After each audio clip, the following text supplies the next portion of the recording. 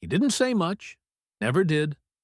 Luis was the kind of cook who showed up early, kept his apron clean, and let the food do the talking. So when the old man in worn army green came in, sat alone, and counted coins with trembling hands, Luis didn't hesitate. He didn't ask questions. He didn't make a speech. He just paid the bill, nodded once, and went back to the grill. No receipt, no thanks expected. But the next morning, everything changed. Before sunrise, the road outside the diner was blocked. Black SUVs lined the street. And then the sound came. Low, powerful, unmistakable. Two military helicopters circled overhead and landed. This is Stories Unfolded. And today, we're sharing the story of one quiet gesture, one forgotten veteran, and a moment that brought a town to a standstill. His name was Luis Moreno, and he wasn't the kind of man who made impressions, at least not the kind people noticed right away. He worked 6 days a week in the kitchen of Annie's Diner, a place where the tile never matched and the coffee never stopped pouring. It sat on the edge of a tired highway just outside Greene County, a town you could drive through in 10 minutes and forget in 5, unless, of course, you ever stopped in for breakfast. Luis wasn't from there originally. Most people figured he had come from somewhere south, but he never said, and no one pressed. He had the kind of face that looked younger than his years, but his eyes told the truth. Calm, steady, lined with stories he didn't tell. He showed up every morning before the sun, long before the first customer walked in. He wore the same gray apron every shift, kept the radio low, prepped the onions first, never rushed, never cut corners. To the customers, he was just the guy in the back, the one who made the hash browns crispy and never got their eggs wrong. To the staff, he was reliable, quiet, the kind of man who helped mop even if it wasn't his job, who stayed late to fix the fryer, who never called in sick, not once in 4 years. And that's what people remembered about Luis. Not what he said, but what he did. He didn't speak unless spoken to, didn't complain, didn't gossip. And when he smiled, which wasn't often, it was the kind that lingered just long enough to mean something. He kept to himself, lived in a small rental above the mechanic's shop on East Side Avenue, didn't have a car, didn't need one, walked to work, rain or shine, with his backpack slung over one shoulder and his hood up.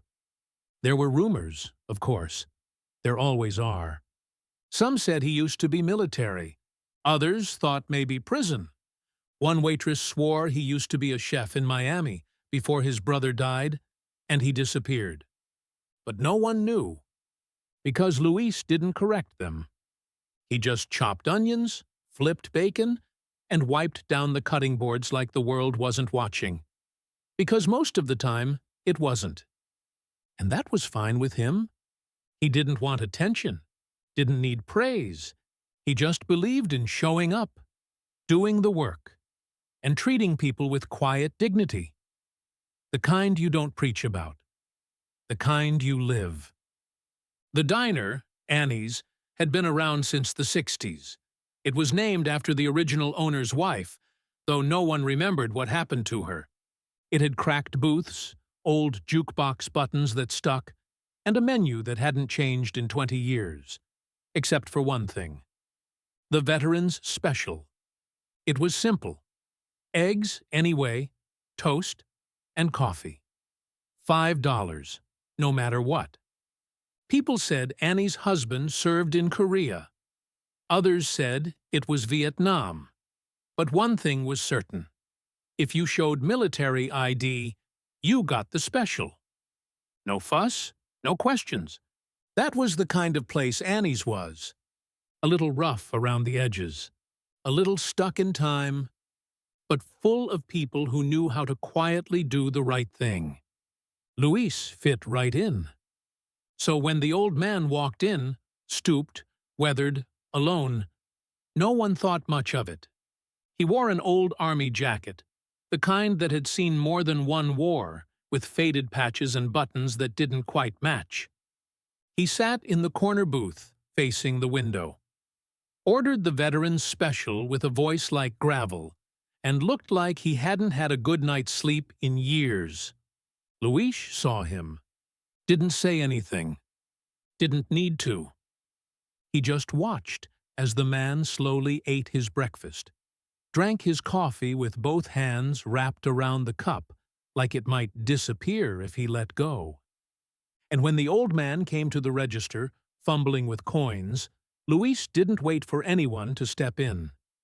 He walked out from behind the grill, still wearing his apron, and placed a $10 bill on the counter. "It's covered," he said quietly. The veteran paused. "You sure?" the man asked, his voice barely above a whisper. Luis just nodded once and walked back behind the pass.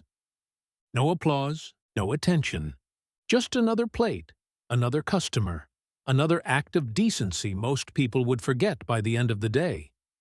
But someone didn't forget. The next morning started like any other.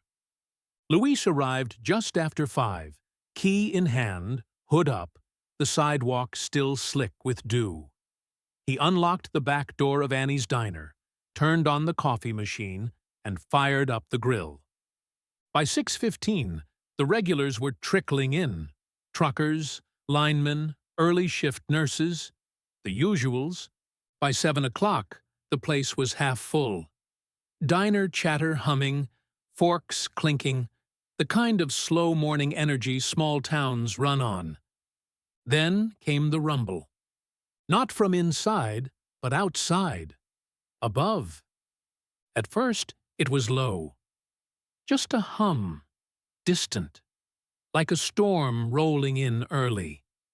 But it grew louder, closer.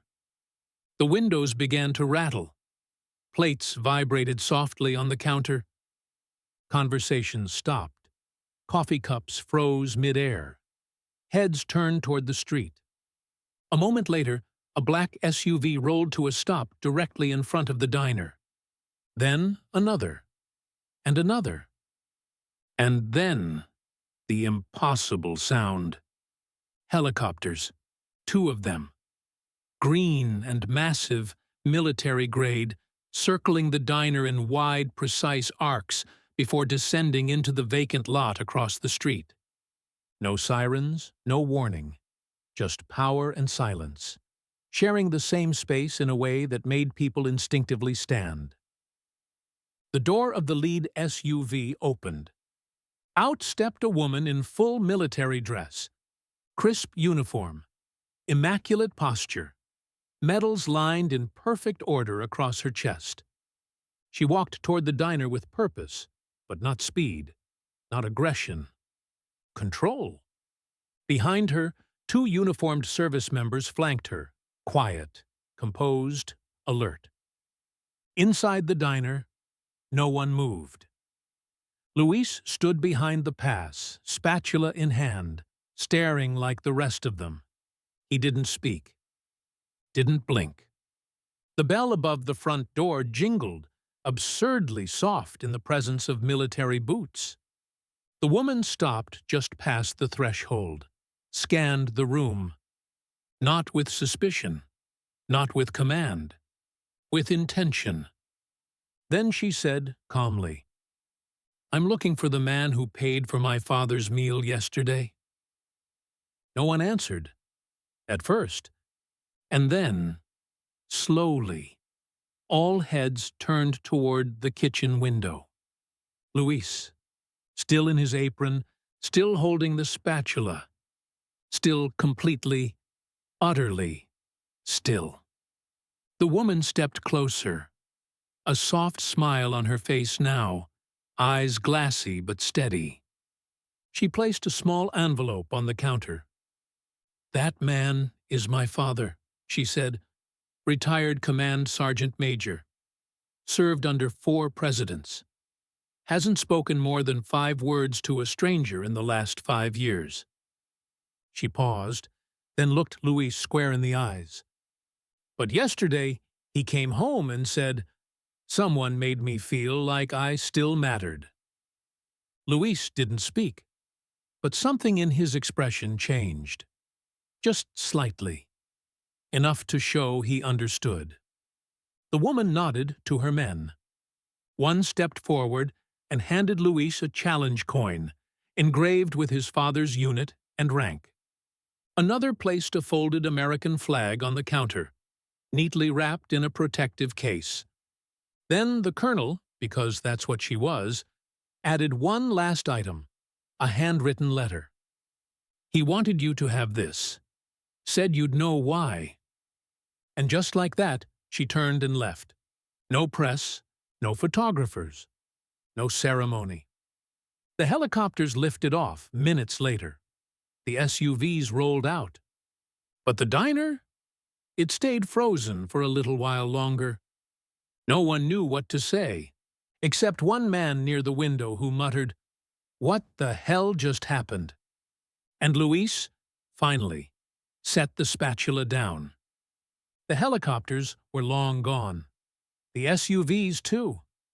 But inside Annie's diner, time hadn't quite restarted yet. Customers sat quietly with cooling coffee. Forks rested on plates. The usual morning buzz had been replaced by something heavier. Not fear, not confusion, reverence. Luis stepped out from behind the pass, still in his apron, still silent. But this time, everyone watched him like they'd never really seen him before. He picked up the flag first. Not dramatically, just with care.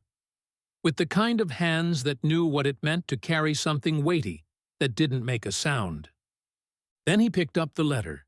It was sealed, addressed only with a short note written across the back. "Sometimes it's not the war that breaks you. It's being forgotten afterward. Thank you for remembering me, without needing to know who I was." Luis read it once, folded it, slipped it into his back pocket. He didn't say a word. He simply turned, walked back to the kitchen, and continued his shift. Eggs, toast, orders up. Just like any other day.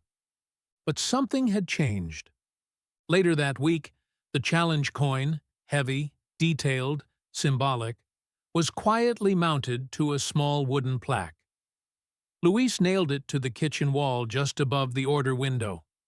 No label, no explanation. Just a small piece of metal that now meant everything. A few weeks later, another man came in wearing an old Navy hat. He didn't say much either. But before he left, he peeked into the kitchen and gave a subtle nod. "I heard what you did," he said. Luis nodded back. Nothing more needed to be said. The story never made the news. No headlines, no Facebook posts, just word of mouth, passed between waitresses, regulars, and strangers who happened to be sitting at the right booth when the sky went still. And that was just how Luis preferred it. He hadn't done it for recognition. He had done it because someone needed dignity, and he had enough left in him to share. Not every hero wears a uniform. Not every act of service makes the evening news. And not every good deed needs an audience. But sometimes, the smallest gestures, a meal, a moment, a nod, carry more honor than medals ever could. This was Stories Unfolded, because the people who say the least often leave the loudest legacy.